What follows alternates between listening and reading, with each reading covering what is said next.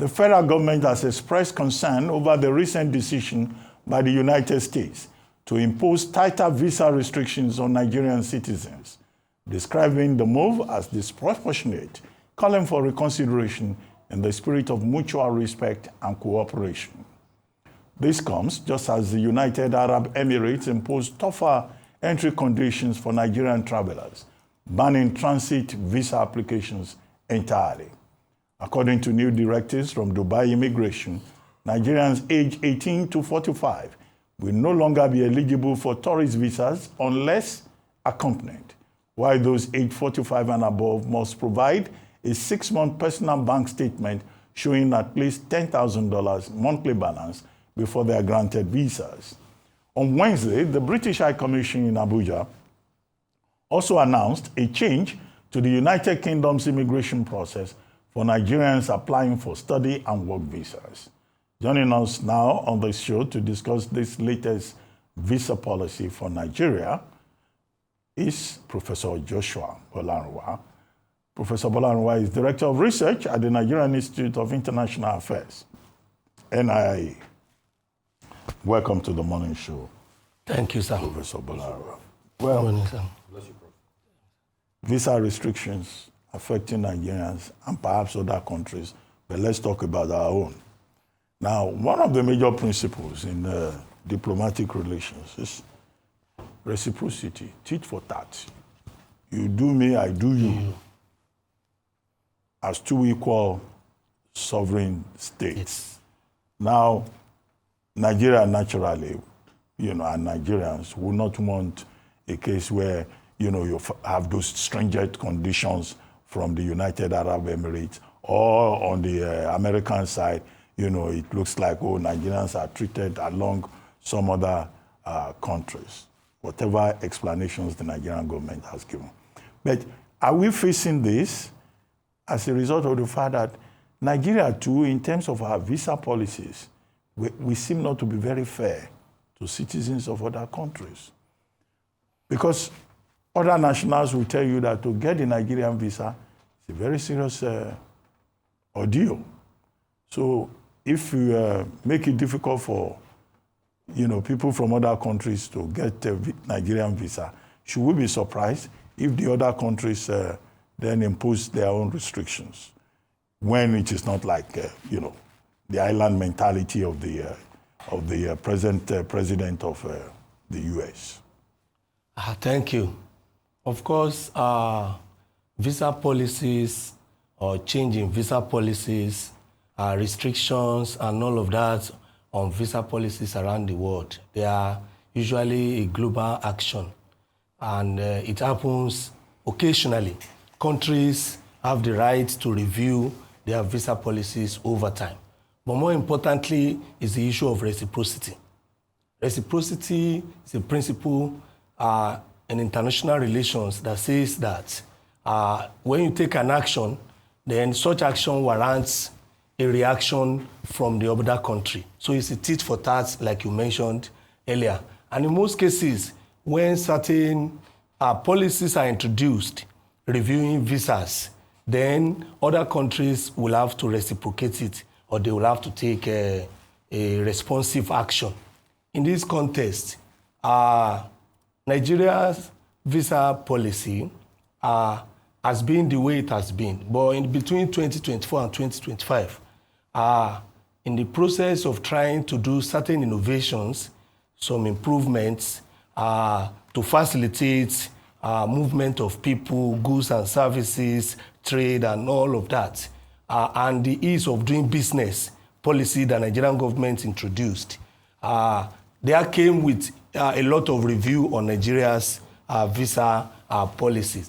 And that led to so many things. Nigeria reviewing 3 months, so reviewing downward to 3 months, and within that 3 months, certain conditions, documentation will have to be done. So when countries or citizens of other countries, they see this happening, they will also have to reciprocate such action or actions against such country that are taking such decision. And that's why some of these stricter policies are coming on visas now from some of these countries against that of Nigeria. All right. Now, let's talk about the issue of e-visa, because it seems to be causing a little bit of confusion in as far as this issue is concerned, because as much as the e-visa has been introduced and it's supposed to make the application process more seamless and more efficient, some people are saying, well, the e-visa in itself gives a three-month single entry visa. And so there are some schools of thought who are saying that this could be a response to that e-visa process, because the outside of the e-visa, the official channels themselves are a little bit cumbersome.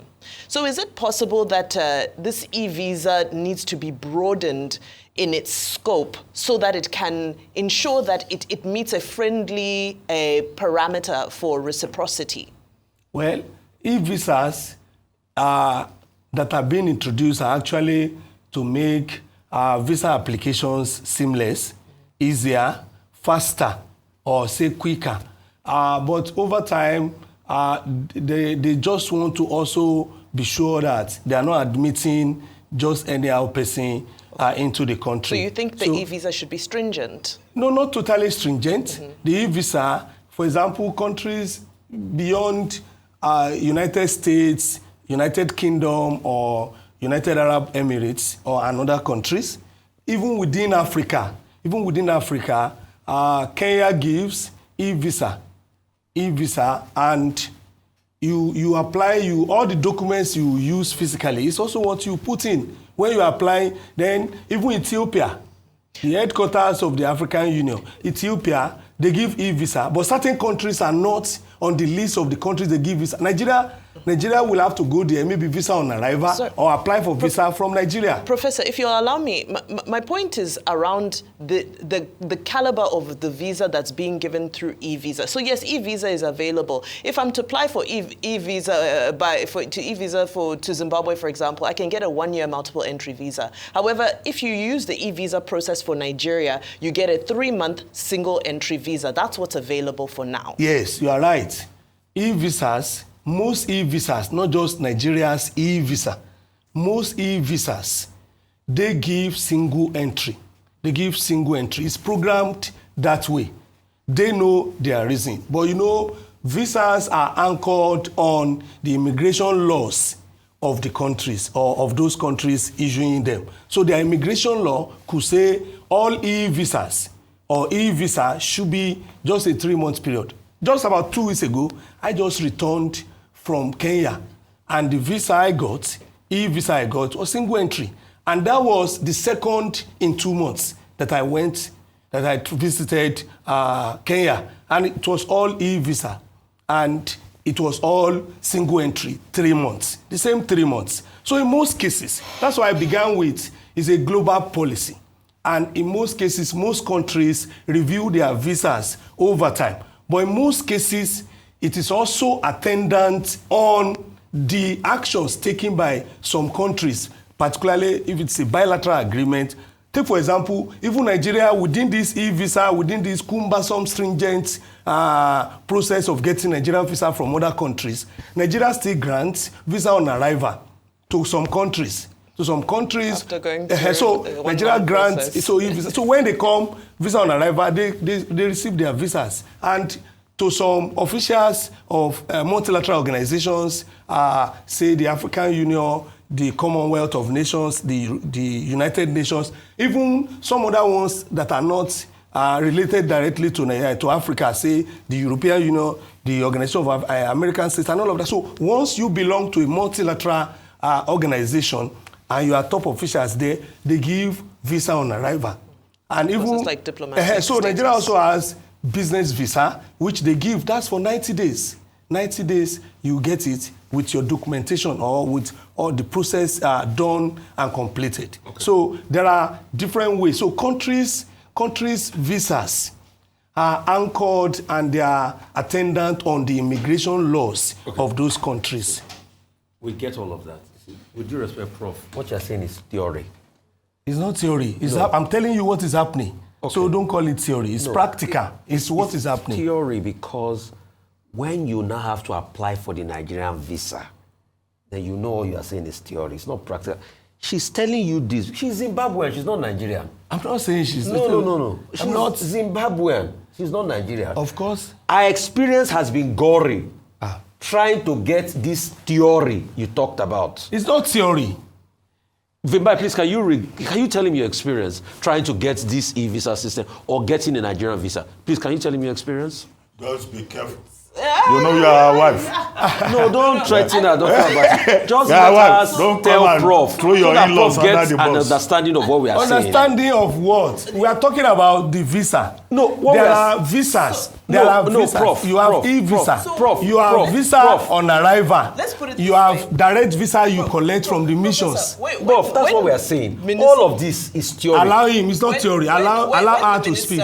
Tunji Ojo came in, he acknowledged the fact that things were not well with the visa process, That's what we are saying, which Prof. is what led us to get to the e-visa, because he knew that even the visa on arrival, it is almost impossible, to get That's it. what we are saying. They are using the word almost impossible, but they Yes. get it. These are not things. After, Wait. Sir, with all due respect, after having to contact somebody in immigration, maybe having to have a conversation and practical. encourage that You. person, what happens to the people that don't know anybody in immigration? My mother I'm comes telling to you, this it's not country practical. almost 3 times every Listen year. to real What people I that go are- you've never applied for a through to Nigerian get visa my in your mother life. a visa. Why would I apply? and I'm a I'm Nigerian. Yeah. I'm a But listen, Nigerian. I'm telling you, Prof, what I hang on go a minute. through to get my mother a Listen, visa yes. to come and visit This her someone grandchildren here experiencing it. is not easy. It's not easy. So So listen to that's those what who we're are trying doing to it. say. No, not doing.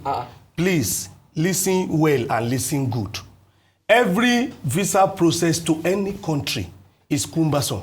But if Nigeria's own is stricter, then that's why I said But for some every countries, you don't process- have to know someone. No, I wouldn't know. What makes it easier for Nigerians? No, I if you wouldn't know this someone? your peculiar or certain not people. peculiar, it's a Wait, common experience. Wait. I wouldn't know your peculiar or certain people's peculiar cases. You understand what I'm saying now? I've been to many countries, more than 50 countries around the world. So listen well. It can be. No, it can be. Even other countries, you will see visa fraud cases. Yeah, so all I am saying, one, visas are official documents issued by a country. Wait. You listen well. That's theory. Issued by a country to non-immigrants who seeks to enter another country. It's a permission, it's a permit. Even when you get the visa, at some entries in some countries, you can still be denied entry. That is, wait, listen. You are not allowing me to... I asked the question. Hello, wait. With due respect, please. I'm the anchor and moderator here. Please, you have to listen to me. You are not getting what we are saying. It's obvious.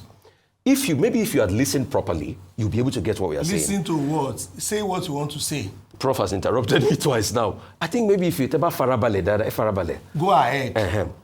What we are saying is, all of this you are saying is theory on paper, because, yes, we know there's e-visa, there's this and all of that.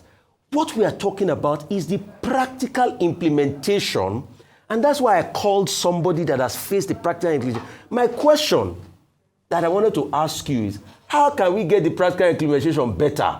But because you were so defensive, you didn't even wait to hear the landing of the question. How can we get the practical implementation better? How can we get downtimes a lot better from people that are used, for people like Zimbabweans, like Vimbai, that are using the process, and that it's not even only Vimbai. CNN journalist Larry Madowo talked about it. Did you read Larry Madowo's story? Did you see his experience? So how can we get this process better? That's the question, Shikena. Thank you. It's not theory. First of all, why I interrupted you was that you said it's a theory. And it's never a theory. It's never a theory. Every country has visa policy.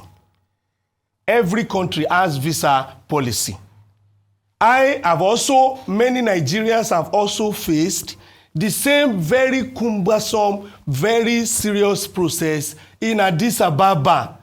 I have slept over in Addis, even for an AU official assignment. I've slept over. So it happens everywhere. And that was why, first of all, I also mentioned, apart from visa being an official document, that a country gives you, the authority a country gives you to enter, or the permit it gives you to enter, stay, and do what other things for a period of time. Then the next thing is that every visa policy is anchored on immigration laws of a particular country. So now, some countries, I'm coming to it. So countries have different ways of issuing their visas, but there could be so many other issues, like in your own case and some others you have mentioned. So in this context, there will always be improvements in such processes. This should be officially reported at the right quarters. For example, the US visa is issued by the Department of State. And the consular officers in all embassies, they carry that action out. And in the case of Nigeria, it's the Nigerian immigration that has the authority to issue Nigerian visa. So when there are issues and challenges like this, particularly peculiar cases in your own case and some others, then it has to be reported to the authorities. And the authorities will look into it, review it, and correct it. Prof, when there are challenges in international relations, you resolve them through diplomacy. Yes. And I think it's fair that the Nigerian government has said, we will engage the That is it. However, although we're being told there's no time, you were saying global policy. Maybe we'll debate that another day, because what you are calling global policy is protectionism, isolationism of many of these countries. Even when you are right that it's not only one country. You have UK, Canada, Saudi Arabia, Egypt, UAE. But are you recommending isolationism? No, I cannot recommend isolationism. Approach to international relations. Yes, I cannot recommend isolationism and what we call protectionism. I will not recommend that. But all I'm saying is that the country that issues visa or visas has its authority, everything anchored on its immigration laws, decision, policies to do that. And they have their reasons for doing it. And in most cases, a country's action on its visa policy could be a response to another country's visa policy. Take, for example, this US visa or even the UK visa. You know, at the time, the UK had been announcing in the past 4 or 5 years that people will come for study visa, they will come with families, they will come with all of that, and they are doing that. They've been making that complaints. But Nigerians kept going. But they are reviewing to reduce that. They are reviewing to reduce that. Okay, Prof. So we have to go. It has to go to the right authorities. Prof. In all of that, I just hope that the reason for some people traveling from other countries will no longer be the Nigerian embassy does not have stickers. Because some people are denied because there are no stickers. Anyway, as for you, I think we should make strong case for Nigerian wives and foreign husbands married to Nigerian women. If a Zimbabwean is good enough to marry us, take care of our brother, give us Nigerian children, she should not have problems with SEPA, they call it, resident permit and all of that. But if you are not kind to people who add to the Nigerian environment, then of course we should worry about that. But I think in our own, that's why I used the word peculiar earlier. In our own case, if she's married to a Nigerian, yes, I think the Nigerian law allows her to take Nigerian citizenship. After how many years? In theory, has she applied? The conditions, it could take 20 years. 20 years. It's theory. It's what she's functional and she's helping us. Citizenship should be automatic. It's still not theory. If this thing gets to the right authorities, she will get it. How many years have you been married? No, she's. I wish I had the power. Like you said, Nigerian citizenship. It can happen. You can even write directly to the Minister of Interior. The Minister of Interior, the Ministry of Interior supervises immigration service. So that can be corrected. That can be corrected. But this thing we say, you have given us 2 Nigerians. You are preparing for the 3rd one and the 4th one. Maybe we are waiting for the 3rd one. If the 3rd one comes, then the citizenship will come to you. Let the 3rd one come. Yes. So after 3 children. In what theory book did you write that? You like theory. I'm not talking about theory. So I'm just saying if she gives us the 3rd one, probably that's the 4th and the 5th. 27 months of hard labor. Is that labor?